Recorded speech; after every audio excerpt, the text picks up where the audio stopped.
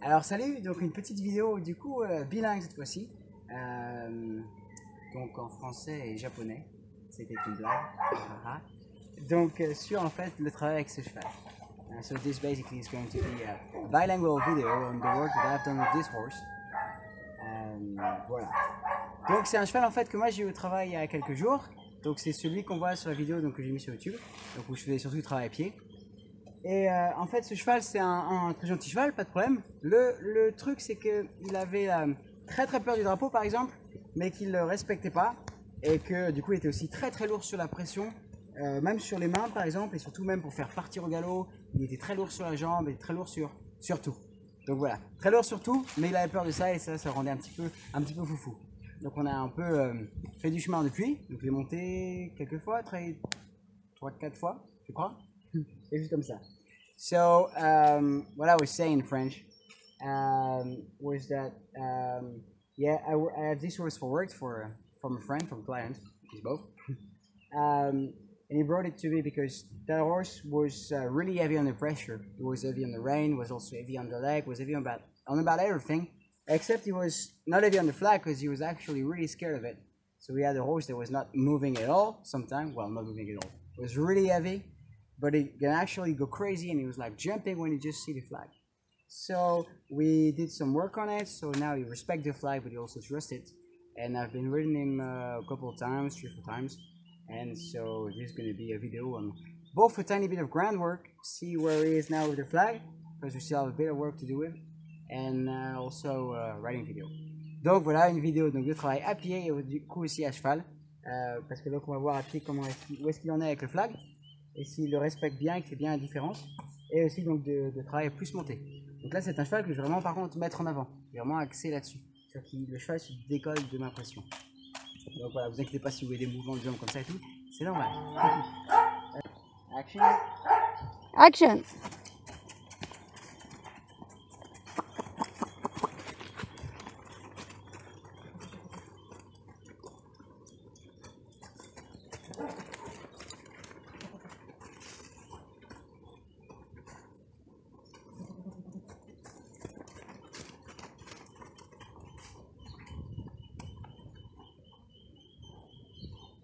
Donc c'est aussi important souvent de pouvoir arrêter son cheval aussi de côté. Voilà. Parce que ça veut dire que le cheval est aussi respectueux de notre épaule. C'est un petit truc en plus, je sais pas pourquoi je vous le dis, enfin.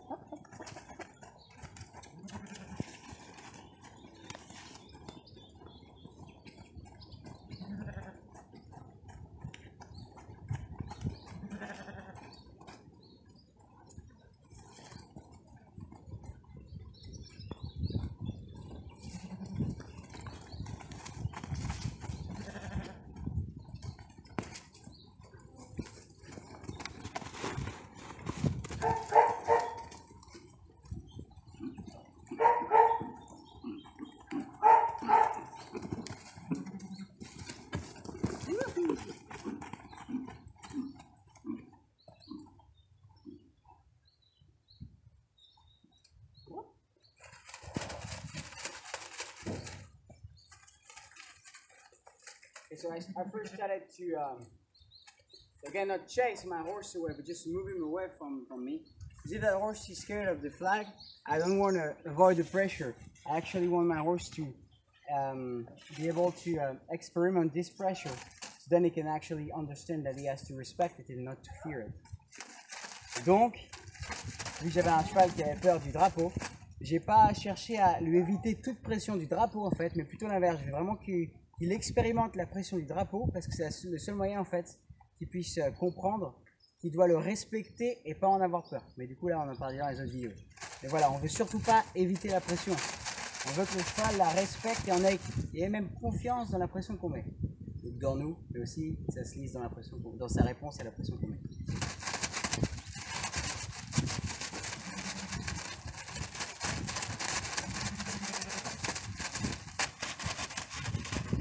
That's good, but I don't want a horse to be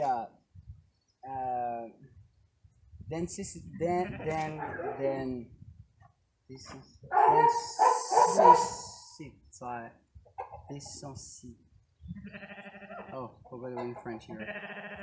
Désensibilisé. Voilà, il est désensibilisé. L'autre, c'est insensibilisé.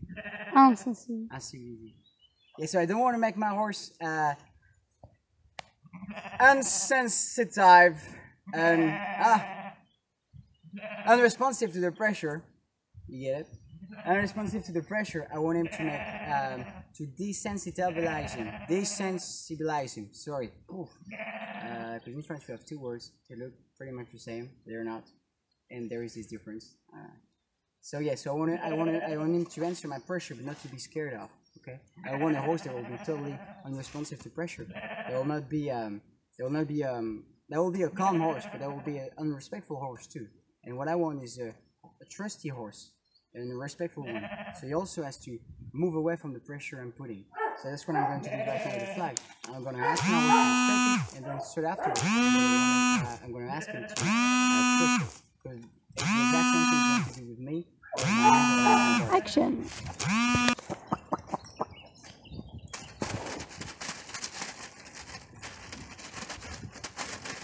Donc là, exactement comme dans les autres vidéos, parce que je suis sûr que vous avez vu toutes mes vidéos. Si vous avez quelqu'un de bien, il n'est pas trop tard pour remédier là, hein, d'accord.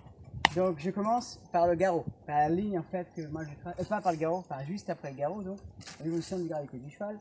Donc c'est par là que moi je commence à désensibiliser un cheval en règle générale. Pourquoi? Parce que mettons mon cheval il comprendrait pas la différence, pour là c'est le cas, hein, on l'a vu. Il ne comprendrait pas la différence entre le respect et la peur, il voudrait s'en écarter encore une fois. Si jamais il partirait vers l'avant, boum, je pourrais commencer à bloquer, éventuellement là, et partirait vers l'arrière, c'est là où je serais le plus rapide en fait pour agir sur le cheval. Et aussi parce que c'est l'endroit le plus safe pour commencer pour ces raisons. Donc ça très bien, on a un cheval qui n'a pas peur du drapeau, et on a un cheval qui répond au drapeau. Et là je pose. Donc sachant aussi, c'est aussi dans l'intention que c'est une question d'énergie en fait qu'on va envoyer sur le cheval.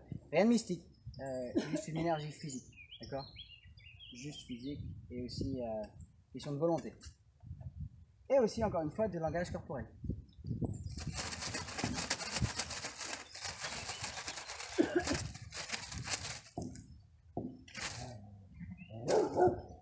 Don't tell my mom I just did that because she just fixed the flag. Maybe you can make it a video, one of English and one of Yeah, well, now it's too late. Now it's too late.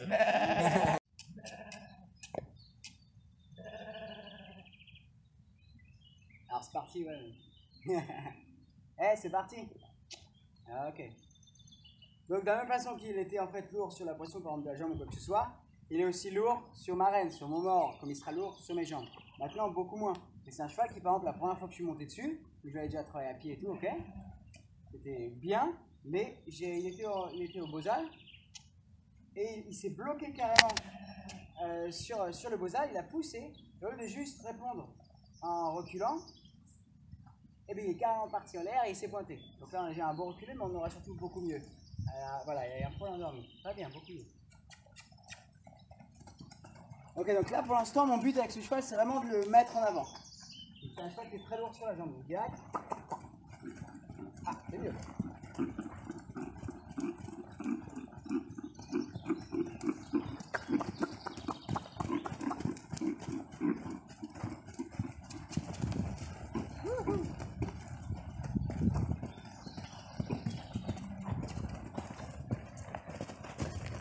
Pareil, c'est le genre de cheval que à l'extérieur il avait un bon galop quand il partait, mais à l'intérieur par exemple on a vraiment des foulées qui étaient un peu courtes et qui n'étaient pas franches en fait. Donc ça c'est ça que je cherchais à venir débloquer. Voilà.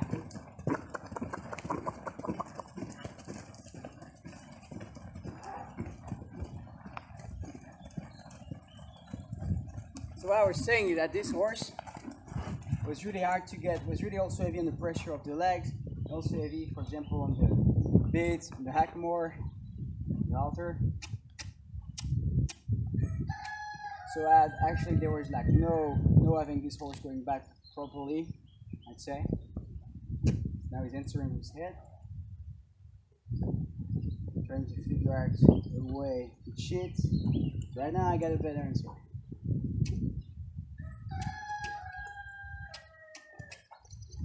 put a bit more life in my reins. I'm not shaking my reins, just more of a vibration so the horse doesn't just push on it.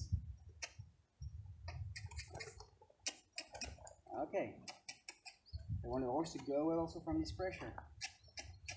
I want the answer for the whole body of the horse, not only just the neck or the head. I don't want to have to add my legs right now. If I don't have to, that will be better because that will make the horse just a bit more focused on the hand. The hand or the rein. The horse was apart when you ride him outside, from what I heard from the owner, was not having a good free gallop. He could not have it inside because he was not really answering to, and his gallop was kind of just not free. Okay, it was just hold himself. He didn't really want to answer properly. So that's why I'm working on right now. So it's way better.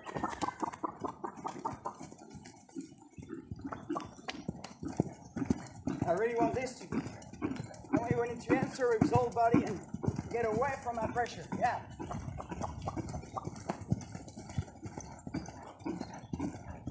But still also be answering to the rein. Nice.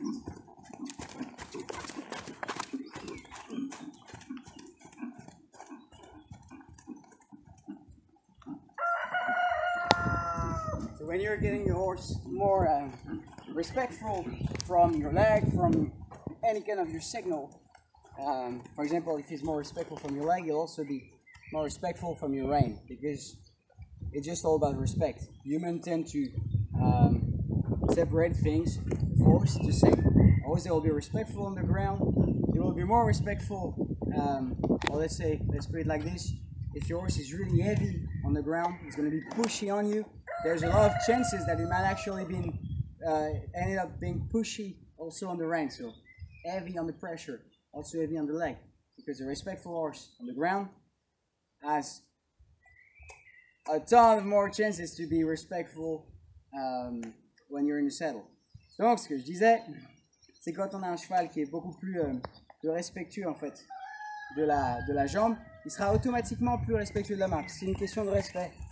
Le cheval, quand l'humain va venir couper un peu, mettre les choses dans des boîtes, mais le cheval, quand il est avec nous, il vit, il n'a pas une question de je vais travailler, je rentre chez moi, il ne va pas venir séparer tout ça comme ça.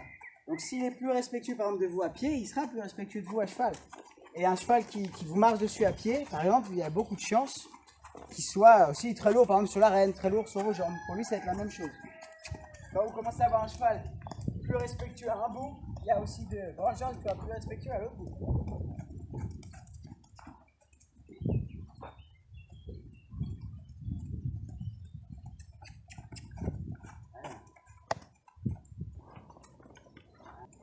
Yeah, that's getting way smoother and lighter.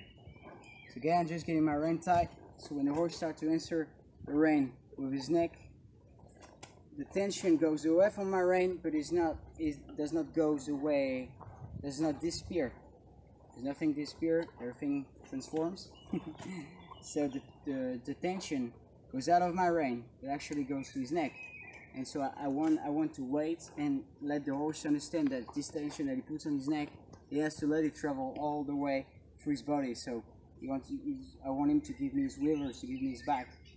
And I want this to be dragged by the hindquarters, and I want him to go away. So having the horse to go back. Yeah. But if you don't let the time to your horse to understand this, and you just put your legs straight away, this will make the horse answer, okay, yes, but he will...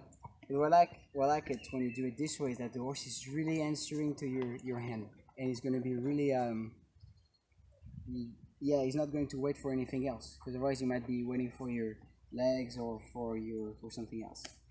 And I like them to be, especially in the beginning, I want them to be able to focus on one thing, one type of signal. Donc ce que je disais, c'est que là je viens vraiment je tends ma main. Très bien, on a un cheval qui commence à devenir beaucoup plus fin. Une fois que je tends ma reine, donc ça c'est ce que j'ai dit sur déjà plein de vidéos, mais là on va bien pouvoir le comprendre, parce qu'on a un cheval qui cherche là vraiment. Donc je viens tendre ma reine, quand le cheval commence à répondre avec sa tête, la tension s'en va de ma reine. Encore une fois, la tension s'en va de ma reine, donc là ma reine est très détendue, quand il donne vraiment les pouces un peu en bas. Et dès qu'il va venir donner sa tête, l'attention s'en va de ma reine à chaque fois, mais elle disparaît pas. Elle vient, vu que son cou, neutralement, quand il est neutre, son cou reste droit. Dès qu'il va venir le mettre en flexion, ben, il va y avoir une flexion. Donc, quand ma reine est tendue comme ça, si vous voulez, à partir du moment où le cheval répond, la reine se détend. Donc la tension en fait qui est dans ma reine, on ne la sent plus sur la main, mais elle ne disparaît pas. Elle est donc transférée dans son cou puisqu'il vient le plier.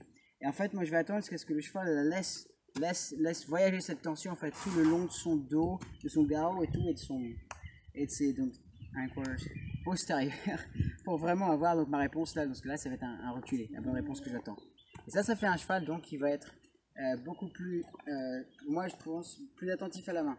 Au moins au début, par exemple, c'est très bien pour les jeunes chevaux. C'est comme ça leur permet de venir se focaliser en fait sur un seul signal. Un seul type de signal. C'est déjà beaucoup pour un cheval qui soit n'a pas de bonne base, soit un jeune cheval qui n'en a pas. Voilà, comme ça qu'on fait un cheval. Ça commence bien. Donc là, évidemment, on a un petit recul et tout doucement, hein, tout gentil. C'est parce qu'on recommence le travail. Mais il faut pouvoir avoir la même chose avec un peu plus d'énergie encore. Mais ça, on a encore un peu le temps. Voilà.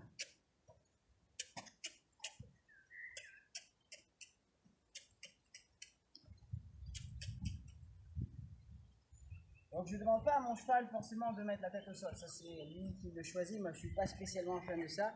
Moi je lui demande juste de venir en fait répondre, d'accord? Et répondre bien, donc être respectueux. Ça veut dire pas venir creuser son dos. Pourquoi? Parce que ça c'est vraiment ça exprime vraiment plus la fuite en fait. Et surtout pas le respect en fait. Là je veux un cheval qui vienne répondre à ma pression, vu que ma pression vient en fait avec un angle spécifique, voilà, ça lui demande de descendre sa tête, de répondre avec sa tête, on va dire ça comme ça, mais sa tête entre autres, c'est-à-dire que je veux complètement aussi tout son corps, juste avec la main. Et puis le cheval vient s'arrondir aussi, ça va lui permettre d'avoir un vrai bon mouvement, et surtout ça reste logique pour lui après de venir utiliser son dos et son garrot et ses postérieurs pour reculer, ce qui est quand même le plus souhaitable. Là encore il recherche un petit peu. Très bien. Voilà. Super. Bien meilleure réponse. Donc du coup, ben voilà, j'espère que cette petite vidéo vous a plu. I hope you enjoyed this video. And I hope that actually this bilingual thingy is gonna work. Maybe not. So I actually have to do 2 different types of video in the future. Du coup, j'espère qu'en français vous avez compris ça. Mais en gros, j'espère que ça va marcher une vidéo bilingue. On va voir, c'est assez ambitieux. J'espère que ça va marcher. Sinon, on fera différemment. Donc, j'espère que ça vous a plu, que vous avez compris ce que je voulais vous partager. Voilà. Et bien, bonne journée et à plus tard. Ah, au fait, n'oubliez pas de vous abonner à ma chaîne YouTube. So please, you can subscribe to my YouTube channel, that'll be cool. Donc c'est Josh Mini. So it's Josh, just like my name.